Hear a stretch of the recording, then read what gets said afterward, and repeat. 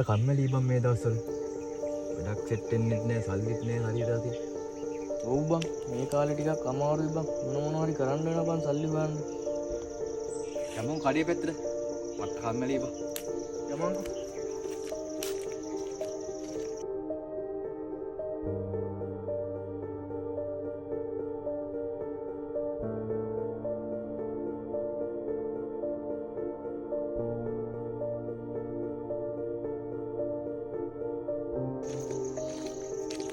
ඒ ආම්බම් purse එක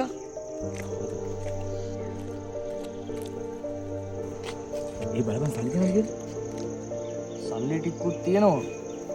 identity card එකක් තියෙනවා, ලයිසන් එකක් තියෙනවා. බෙහෙත් තුණ්ඩු වගේකුත් තියෙනවා බං. මේ සල්ලි ටික අරන් ඔක විස්කලා දාමු බං.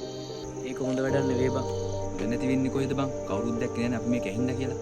නිකමට හිතලා බලපන්. මේකේ ඩෙන්ටි කාඩ් එකයි, ලයිසන් එකයි ඔක්කොම තියෙනවා.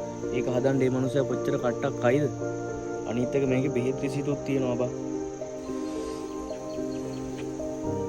අපිට මේ සල්ලි ටික ගන්න පුළුවන් බං. ඒත් මේකේ මනුස්සයාගේ දවසේ පඩියක් වෙන්න පුළුවන්. අනිත් එකේ මනුස්සයාට අදරට නිින්ද යන්නේ නැති වෙයි බං. මේ ලයිසන් එකේ මනුස්සයාගේ ඇඩ්‍රස් එක තියෙනවා බං. අපි ගිහිල්ලා මේකේ මනුස්සයාටම බාර දෙමු බං.